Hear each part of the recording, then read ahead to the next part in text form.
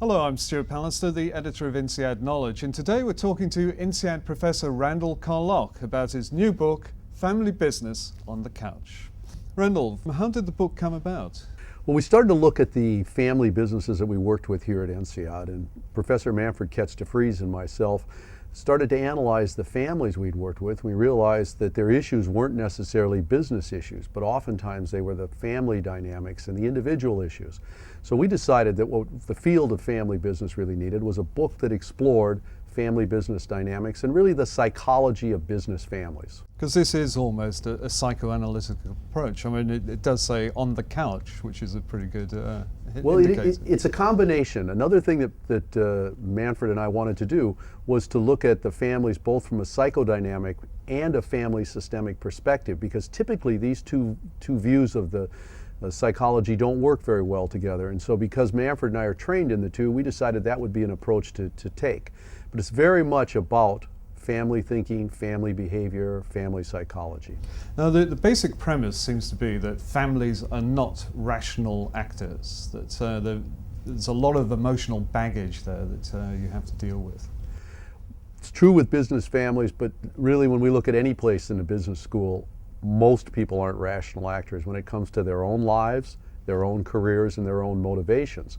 One of the things that we found as we work with executives from around the world is that their emotional makeup and how they see themselves and the world around them is probably as equally important to their business training and their business skills. Who are you aiming for as a target audience with this particular book?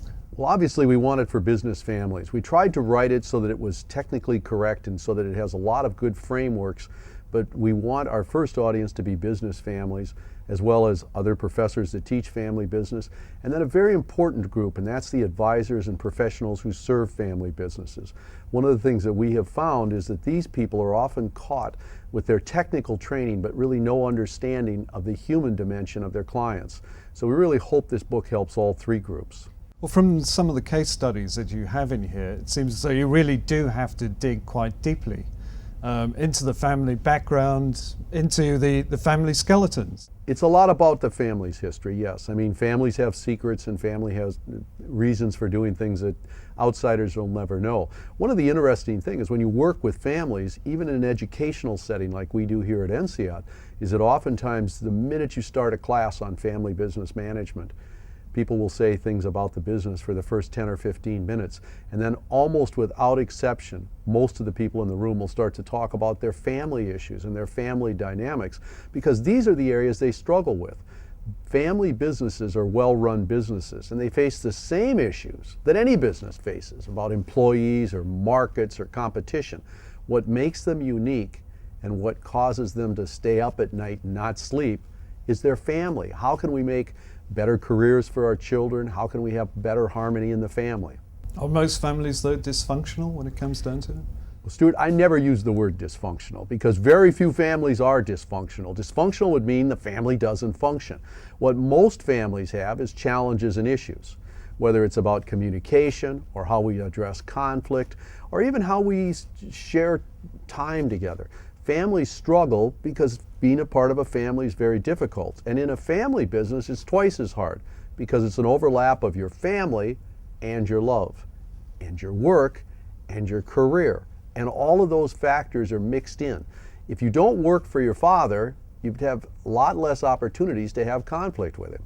If we could just briefly look at an example of a family. It was a family-controlled business, the Bancrofts running Dow Jones.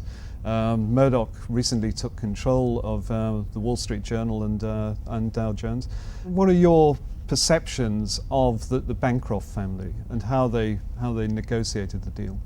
Well, I think that the family is a spectacular family in terms of what they stood for because they believed very strongly in the importance of journalism. From a psychological standpoint, I think that there's several things in our book that we talked about that would demonstrate why they had trouble in sustaining the Wall Street Journal as a very powerful media and company in the 21st century. The Wall Street Journal was a great brand name, and yet they let other competitors pass them by. Part of it was how the family approached the business. One is the family's communication wasn't very good. They didn't network internally and talk to each other, and they had very little external interaction. And so that makes it difficult to be good stewards if you're not talking to each other or your business. I mean, some of the other things, the Bancroft family was a controlling shareholder with over 64%, and yet they didn't use that control. They didn't hold management or the business accountable. So there was another psychological factor around control. Also, there was some uncertainty around their goal alignment.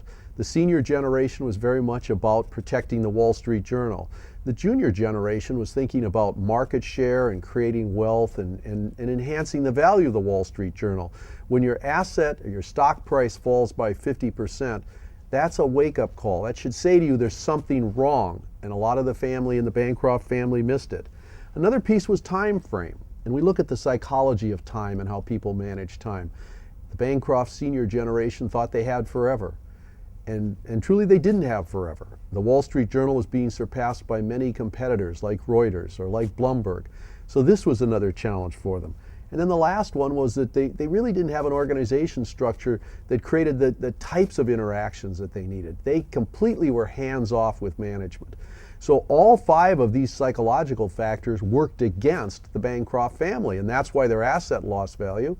That's why another family business, in the case of Murdoch, was able to acquire them.